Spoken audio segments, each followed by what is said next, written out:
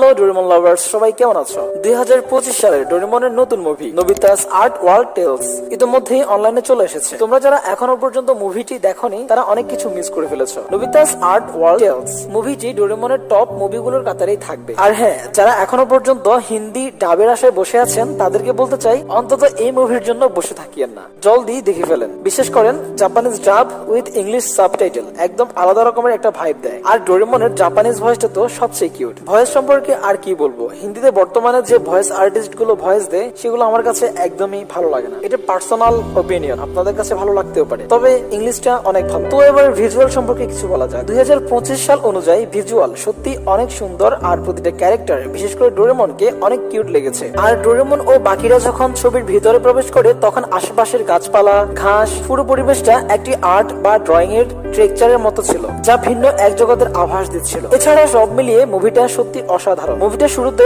একটা প্রশ্ন মনের মধ্যে ডানা পাততে শুরু করবে, এরপর মাঝে থ্রিল, অ্যাকশন, রীতিমতো গায়ের লোম দাঁড়িয়ে যাবে। এরপর প্রতিটা প্রশ্নের উত্তর মিলতে মিলতে ইমোশনের জোয়ার আপনাকে ভাসিয়ে নিয়ে যাবে। এছাড়াও প্রতিবারের মতো জিয়ানের বীরত্ব, সোনিওর কান্না, নোবিতা ডোরেমনের ইমোশনাল মোমেন্ট ইত্যাদি সব তো ছিলই, কিন্তু এখানে বিশেষ করে শিজুকার সাহসিকতা আমার হৃদয়ে দোলা দিয়ে গেছে। তবে হ্যাঁ, এবারের ইভেল যেটা ছিল সেটা সত্যি কিছুটা ভয়ানক ছিল, আমার নিজের কাছে একটু ভয় লেগেছিল। আর বিশেষ করে আরেকটা ক্যারেক্টারের কথা তো বলা হয়নি, ক্লেয়ার। এই মেয়েটি অত্যন্ত সুন্দর এবং কিউট।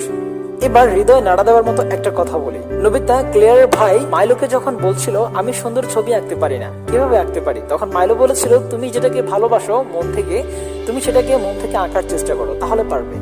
আমি সহ অনেক দর্শকই ভেবে নিয়েছিল যে সে শিজুকাকেই আঁকবে, কিন্তু পরে যখন সেটা আঁকলো তখন দেখলাম যে ডোরেমনকে আঁকলো।